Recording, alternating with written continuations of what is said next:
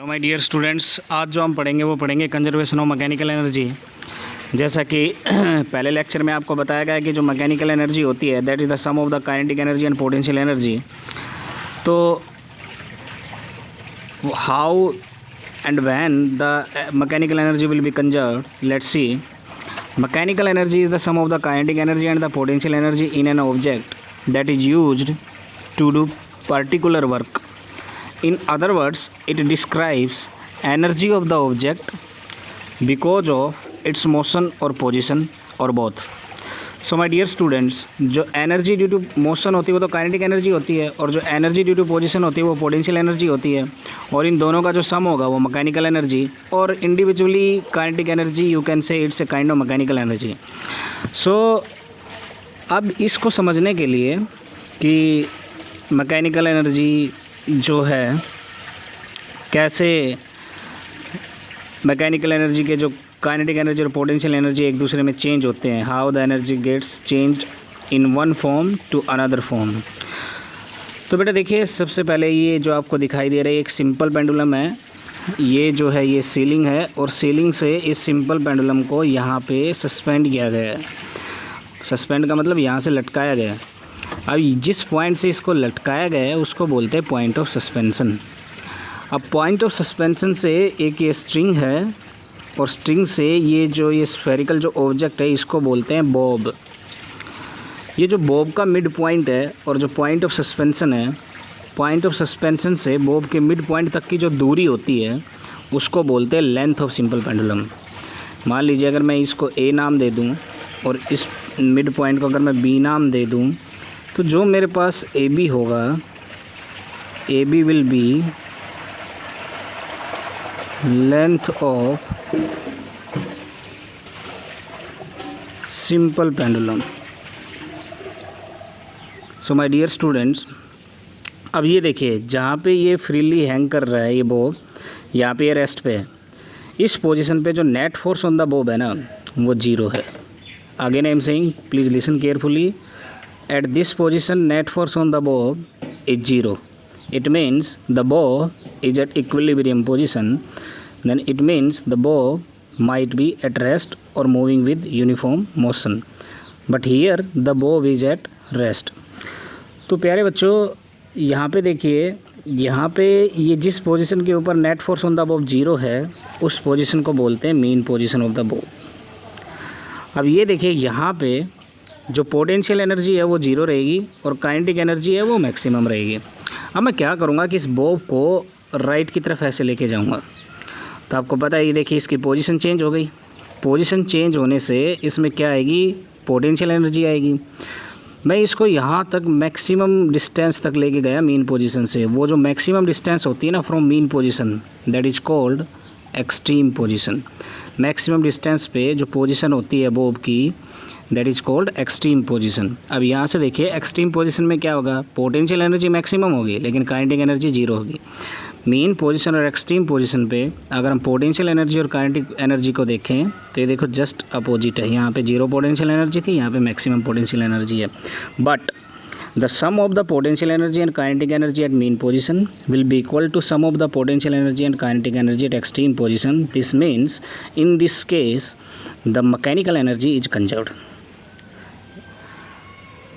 But if we will see carefully कि what kind of the forces is acting on the bob, then we will find that only force of gravity is acting on the bob besides this tension.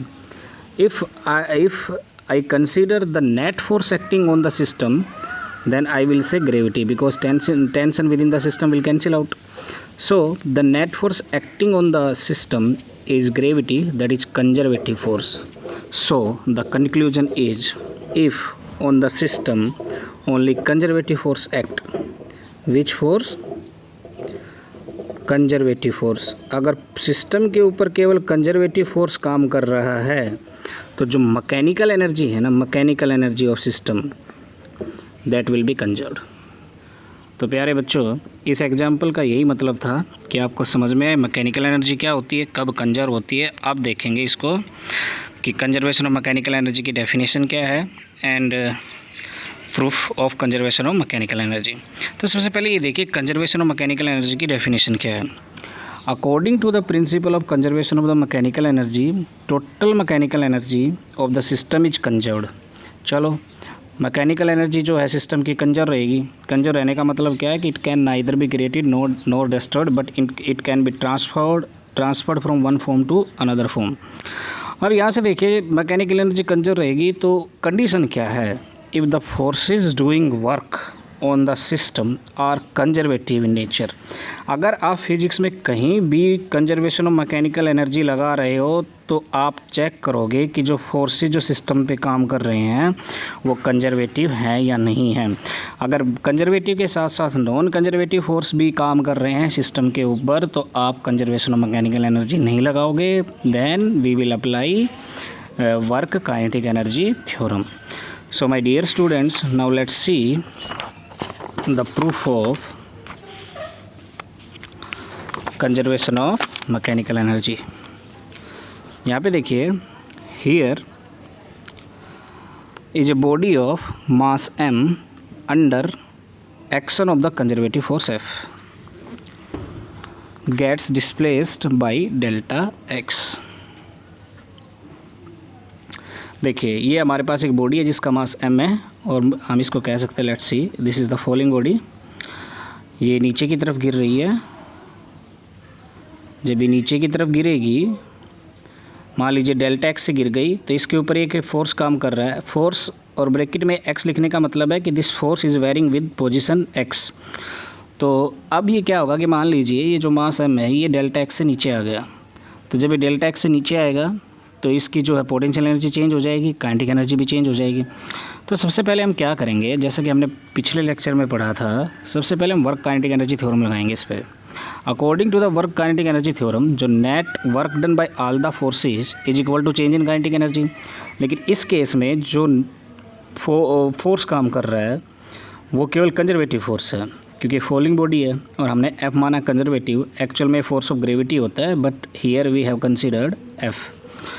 So my dear students, यहाँ पे जो W net होगा, work done by net forces will be equal to work done by conservative force. क्योंकि net forces में केवल conservative force ही है, तो W net will be equal to WC। WC is here work done. W means work done, C means by conservative force. That will be equal to change in kinetic energy. Let's see, I have said this is the equation number 1। Also, if conservative force do the work in system, then the system loses potential energy equal to the work done। देखिए प्यारे बच्चों, जब ये जो मास m है ये नीचे आएगा तो इसकी पोटेंशियल एनर्जी कम होगी, तो इसका मतलब कुछ पोटेंशियल एनर्जी लूज हो गई। तो how we will represent that loss of potential energy, WC will be equal to minus delta PE। जो work done by conservative force होगा that will be equal to minus of the change in potential energy, and this is also the definition of conservative force. You can always remember work done by conservative force always equal to minus of change in potential energy. This is very important. Wherever in the physics we will study conservative force we will find this equation. So let's see, this is the equation number 2। Now we will compare equation 1 and 2 and we will find that from 1 and 2 ये WC is equal to delta KE था। अब WC की जगह मैं ये substitute कर दूंगा। WC की जगह मैं यहाँ पे लिख दूंगा माइनस डेल्टा PE, और यहाँ पे क्या रह जाएगा राइट हैंड साइड में, डेल्टा KE। तो प्यारे बच्चों अब देखिए, मैं इस PE को इधर ले आऊँगा राइट हैंड साइड में, तो मेरे पास क्या हो जाएगा, delta KE plus delta PE is equal to 0। Delta KE का मतलब समझिए, डेल्टा क्या दिखाता है, डेल्टा तो चेंज दिखाता है ना, चेंज। तो चेंज इन काइनेटिक एनर्जी, ये चेंज इन पोटेंशियल एनर्जी। तो अब यहाँ पे देखिए जो ये डेल्टा KE है इसको मैं लिख सकता हूँ KEF माइनस KEI। ये जो KEF है ये F का मतलब फाइनल और KE का मतलब काइनेटिक एनर्जी।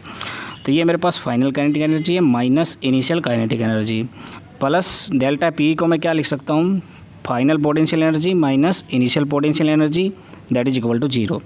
अब मैं क्या करूँगा, जो इनिशियल क्वांटिटी फिजिकल क्वांटिटीज़ है उनको एक साइड रख लूँगा और फाइनल फिजिकल क्वांटिटीज़ को मैं एक साइड रख लूँगा। तो यहाँ पे देखिए मेरे पास लेफ्ट हैंड साइड में आ जाएगा initial kinetic energy plus initial potential energy, that will be equal to final kinetic energy plus final potential energy. और आपको पता है कि जो काइनेटिक एनर्जी और पोटेंशियल एनर्जी का जो सम होता है वो मैकेनिकल एनर्जी होता है। तो मैं इसको कलेक्टिवली क्या कह सकता हूँ, this is the initial mechanical energy that is equal to and collectively I can say this final mechanical energy. So the mechanical energy is conserved. Again I am saying mechanical energy will be conserved only when the conservative forces are acting on the system. Thank you my dear students.